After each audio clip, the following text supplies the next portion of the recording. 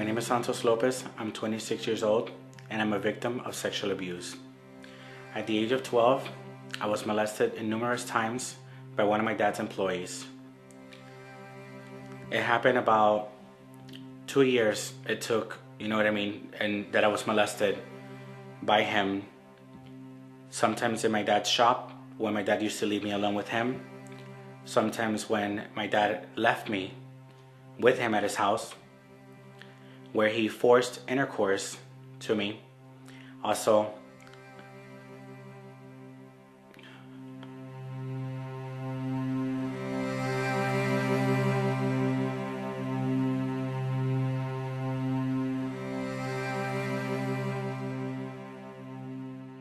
my name is Vicki Gray, and I am a clinical social worker.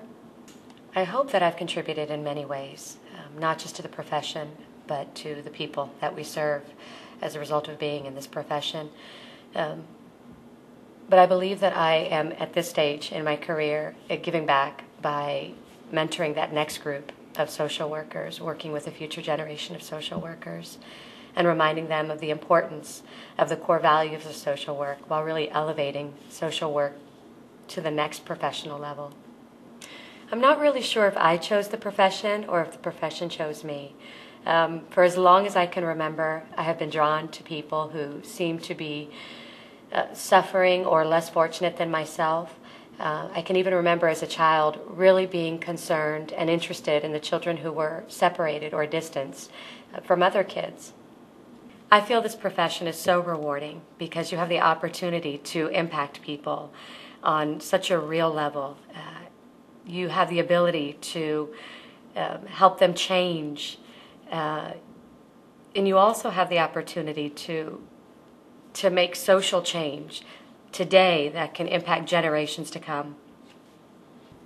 I think one of the most touching stories that I have been a part of is working with parents who have lost children. I think that is such an intimate, private experience, and it's an experience that oftentimes is filled with incredible pain, but an opportunity for healing is rich.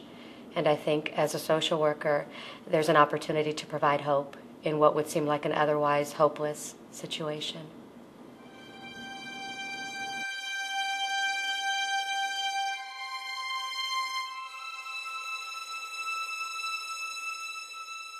I had no idea of what was going on. I was very afraid.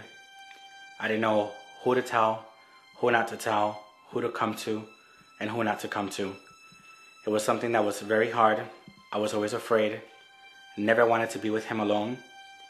But unfortunately, as my dad being so busy and being such a busy man supposedly in his work, he always left me alone with him. The times that he did leave me alone with my brother there, my dad's workers used to send him away. And as I tried to go with my brother, he would not let me. And he was always told me something, to let me stay there. Because I knew that if he was to tell my dad that I left the warehouse, I could have gotten in trouble with him. And my dad has always been the type of father where he believes anybody else besides us.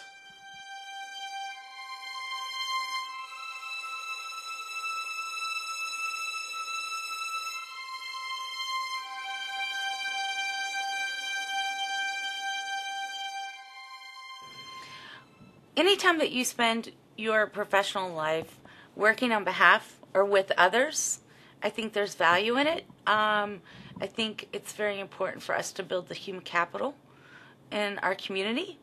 And I see value in other professions such as economics or business or law. However, our primary role is to serve and build the human capital of our community, like I said. So to me, that's very rewarding. I've been in social work for about 18 years. Okay. So after my experience with the Peace Corps, I really felt very connected to the idea of working with the vulnerable. And so I chose to go and pursue my master's degree. I originally worked with the homeless population, but now my focus is on unaccompanied immigrant children.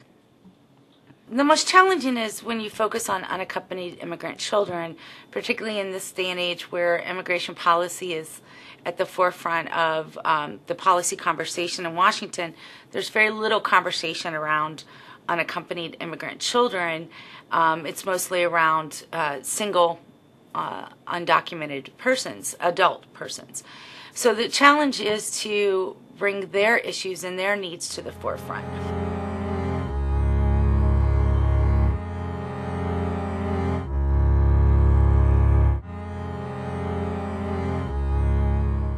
My name is Juliet Yadom. I'm 19 years old and I'm a victim of domestic violence. At the age of 14 is when I realized that my father would abuse my mother. Of course, a man that I'm supposed to love, it was hard to see the fact that what he was doing was wrong. It wasn't until that age is when I realized what he was doing, I had to get in the way. And me getting in the way, I got hurt. I had to put the pressure on myself because I had to help my mother. She wasn't strong enough to realize that what my father was doing was completely wrong.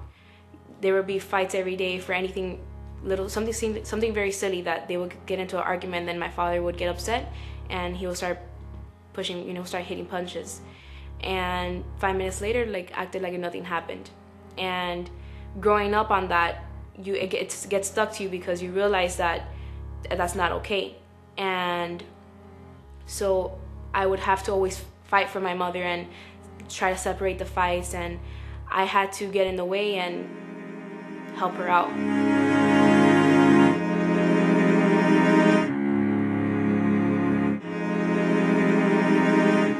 Well, as a professional social worker, it's more than 20 years now. I graduated with my master's degree in 1989 from Barry University.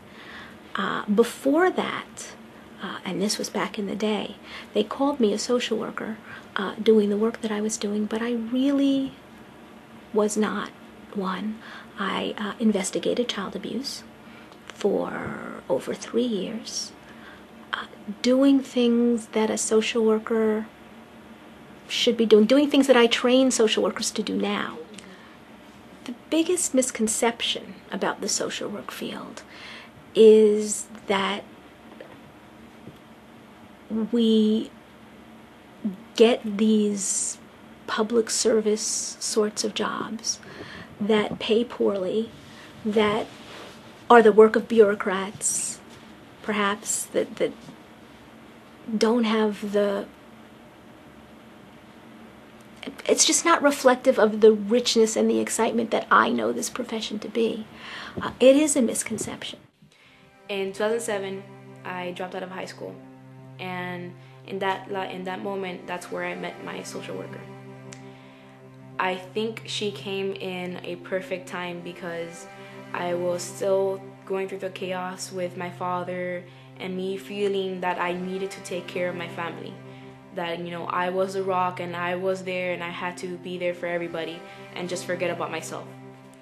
And she made me realize that, I need to worry about myself and then take care of my family.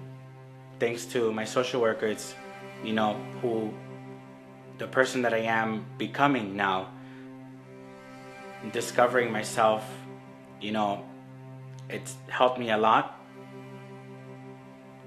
And I just happy to finally find someone that I can speak to and feel comfortable with and sharing my story with, who doesn't judge me and just makes me feel comfortable within me. I got a long road ahead, and I know I don't have to do it by myself.